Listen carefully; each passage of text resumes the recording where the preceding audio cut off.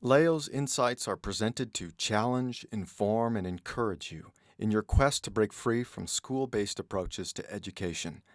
Building upon a foundation of unschooling, we sincerely hope these insights help you to consider how education can be truly unlimited. What is the answer to pandemic school closures? Money, more money, always more money, loads of money. An article I recently read about the pandemic school closures said stakeholders have said schools will need more support than ever as the pandemic continues to take hold into the next academic year. Who are these stakeholders and what is meant by more support? Well, a few lines later, we get some clarification with fewer students are attending because fewer students feel safe. And the reason schools are not safe is because they are underfunded.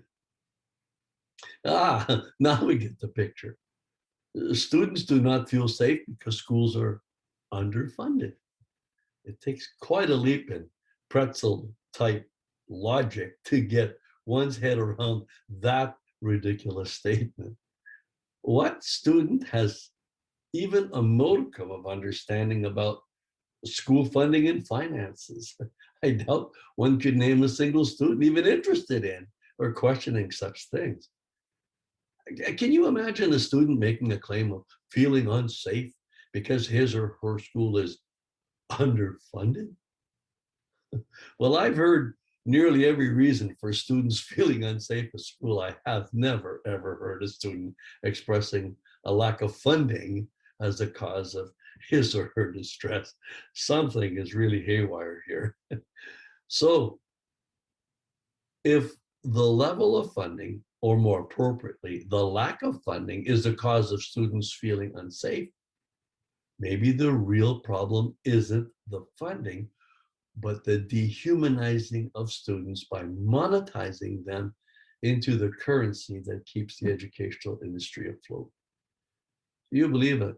The individual making such a ridiculous statement would actually have the best interest of children at heart? I doubt it. The problem of seeing students as currency was the main reason I chose to home educate my own children back in the late 1980s. As part of the pioneering home education community, I found it refreshing to see that children were seen as having an intrinsic human value by their parents. Now, this in and of itself was not something new, as most parents always had this attitude regarding their children.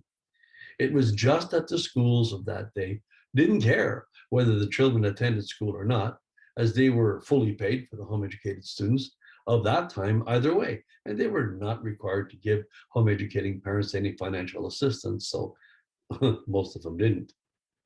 Alas, as the home education community grew, rules were challenged and changed, resulting in the same problem of monetizing home educating students like every other student in the province. The government cannot be directly blamed for this monetization. School and home education providers are to blame.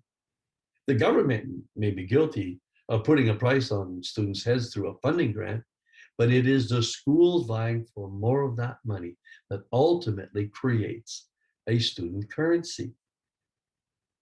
There are three ways schools can increase their funding. Schools can simply get more students, or they can find some kind of learning disorder for which extra funding can be obtained. And once that has been maximized, lobby for more extra funding per student. Hence, this absurdly disconnected statement. Connecting COVID pandemic with students feeling unsafe due to a lack of funding? Could you be so silly as to put your children under the care of such intelligence? I would love to leave things with that question, but one more issue has to be raised. I know this article was particularly focused on the funding of public and separate schools, but the truth is, private schools are generally no different.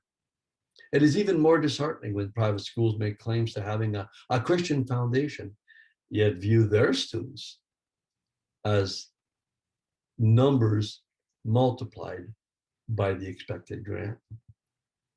Is there a Christian version of monetization of students? Or is it just avarice at work throughout the entire education system? Maybe we should ask the students. After all, if they can feel unsafe due to a lack of funding, maybe they can shed some light on how most schools view them. Thank God for the freedom to educate children at home, where their value is not only immeasurable, but eternal. We trust you were blessed by today's presentation. For more helpful information to guide you in your home education journey, please visit educationunlimited.ca and leogaumont.com. Be sure to like us and share us on Facebook.